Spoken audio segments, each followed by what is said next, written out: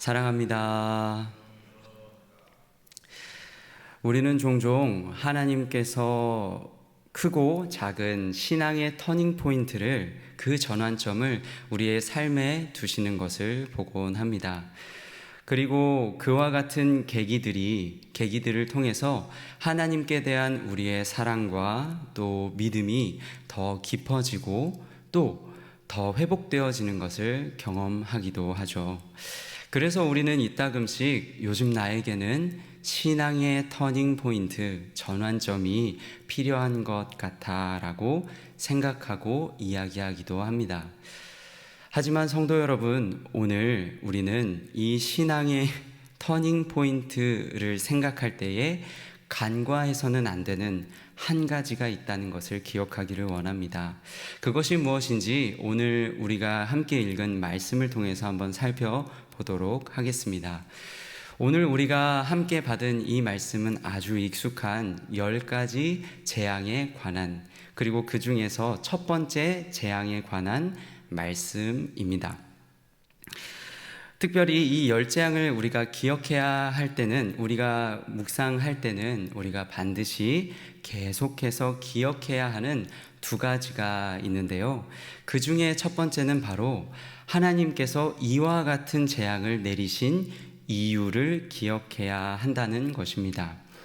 물론 우리는 그 이유를 내가 여호와인 줄 알리라, 내가 여호와인 줄 알리라 라고 말씀하신 그 말씀을 통해 어렵지 않게 알 수 있는데요. 그렇기 때문에 우리는 몇 가지 질문을 더 해볼 수 있을 것 같습니다. 그렇다면 모세를 통해서 내 백성을 보내라 말씀하신 하나님께서는 왜 애굽 왕 한 사람뿐 아니라 애굽의 모든 사람을 대상으로 재앙을 내리셔야 했던 것일까요? 또 왜 10가지나 되는 재앙을 내리셔야 했을까요? 우리 하나님께서는 그처럼 무자비한 분이신 걸까요? 사실 이 질문에 대해서도 우리는 잘 대답할 수 있을 줄로 압니다.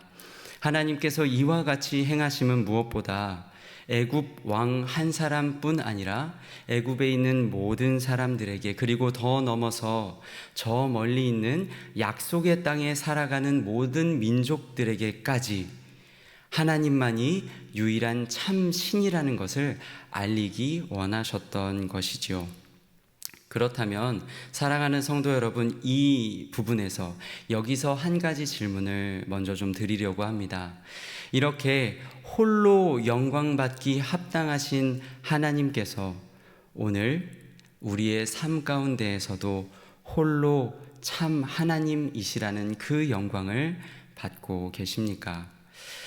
간절히 바라기로는 오늘 우리의 하루는 우리에게 영원한 생명을 주신 그 하나님 한 분께만 영광 돌리는 하루, 그 하나님만으로 즐거워하는 하루이기를 축복합니다. 그렇다면 우리가 이와 같은 하루를 하나님 앞에 어떻게 올려드릴 수 있을까요? 그것은 우리가 이 10재앙 이야기를 묵상할 때 계속해서 기억해야 할 두 번째이자 우리가 신앙의 터닝 포인트를 생각하며 간과하지 말아야 하는 것과 아주 긴밀하게 연결되어 있는데요. 그것은 바로 우리의 마음이 얼마나 완악한지를, 우리의 마음이 얼마나 완악할 수 있는지를 기억해야 한다라는 것입니다. 어제 우리는 10재앙 이야기의 서막이 되는 이야기에 대해서 우리가 말씀을 받았습니다. 바로가 그의 요술사들이, 그의 마술사들이 지팡이로 뱀을 만들지 않았습니까? 그런데 그 뱀이 모세의 지팡이가 변한 뱀에게 삼켜지는 것을 두 눈으로 똑똑히 보고서도 그 마음이 여전히 완악했다라고 성경은 기록하고 있었는데요. 놀랍게도 그 완악했던 바로의 마음은 10가지의 재앙이 일어나는 동안 그대로 여전히 유지되었다라는 것입니다. 그렇다면 우리가 이것을 통해서 알 수 있는 것은 무엇입니까?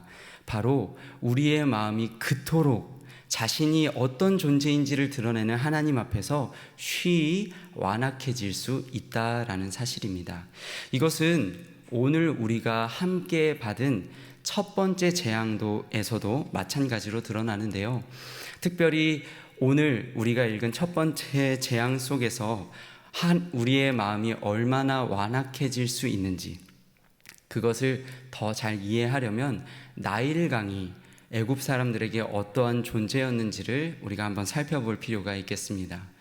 나일강은 우리 성도 여러분께서도 잘 알고 계시듯 세계 4대 문명이 일어난 발상지 중에 한 곳으로, 그 당시 애굽이라는 나라가 부강해지는 데 가장 중요한 역할을 했던 것이 바로 나일강입니다.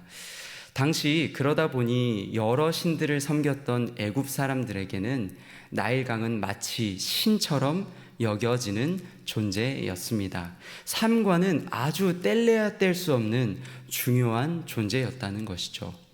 그런데 그런 중요한 나일강을 오늘 성경은 이야기하기를 하나님께서 그 강을 피로 물들이셨다, 피로 변하게 하셨다라고 이야기하고 있는 것입니다.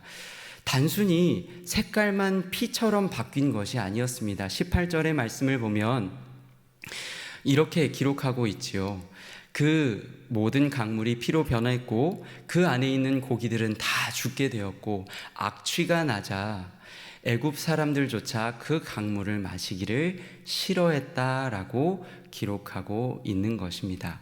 그렇다면 이런 국가적인 재난 상황에서 애굽 왕 바로와 애굽 사람들은 어떠한 반응을 보였을지 우리는 좀 주목해 볼 필요가 있겠습니다. 당시 먼저 애굽 왕 바로는 이와 같은 상황 속에서 오히려 그와 같은 현상을 흉내낼 뿐 해결하지 못하는 마술사들을 의지하면서 이 모든 일에 관심을 두지 않았다고 오늘 성경은 기록하고 있습니다. 뿐만 아니라 애굽 사람들 역시 그 강물을 마실 수 없게 되자 그 강가를 파서 마실 물을 구하기 시작했다고 성경은 분명하게 기록하고 있는데요. 흥미로운 것은 애굽 왕의 모습 속에서도 또 애굽 사람들의 모습 속에서도 이 나일강, 참 소중했던 나일강의 문제를 어떻게든 해결해 보려고 하는 그러한 모습은 온데간데 보이지 않고, 나일강은 중요하지 않고 그 다음 우리가 무엇을 어떻게 해결하며 살아가야 하는지 그것에만 관심을 두는 것을 우리는 발견할 수 있습니다. 그렇다면 그 순간에조차, 국가적인 재난을 맞이한 순간에조차 애굽 왕 바로와 애굽 사람들이 중요하게 여겼던 것, 자신을 드러내시는 하나님 앞에서 끝까지 내가 놓을 수 없었던 것은 무엇이었겠습니까? 아까 이야기 드렸던 바로 완악한 그들의 마음이었습니다. 나일강의 그 어떠한 문제도 관심 없게 만들어버리는 것은 그 마음이 완악함으로 가득 물들었기 때문이라는 것입니다. 사랑하는 성도 여러분, 말씀을 정리하고자 합니다.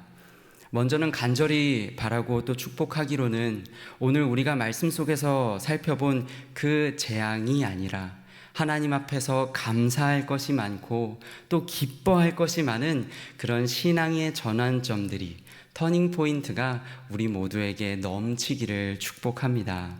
하지만 동시에 또 한 가지 바라는 것은 그럴 때마다 우리의 마음이 혹여나 오늘 애굽 왕과 같은, 애굽 사람들과 같은 완악한 마음이 있는 것, 가장 중요한 그 문제가 여전히 나에게 있지는 않은지 점검할 수 있는 지혜 또한 우리에게 허락해 주시기를 축복합니다. 그래서 오늘 하나님이 허락해 주시는 이 하루 가운데에 우리의 마음이 완악함이 아닌 하나님으로 가득 물들어서 하나님이 우리를 부르신 모든 자리 가운데에 오직 하나님 한 분께만 영광을 돌리는, 하나님만이 나의 유일한 하나님 되십니다라고 고백할 수 있는 저와 여러분이 되시기를 축복합니다.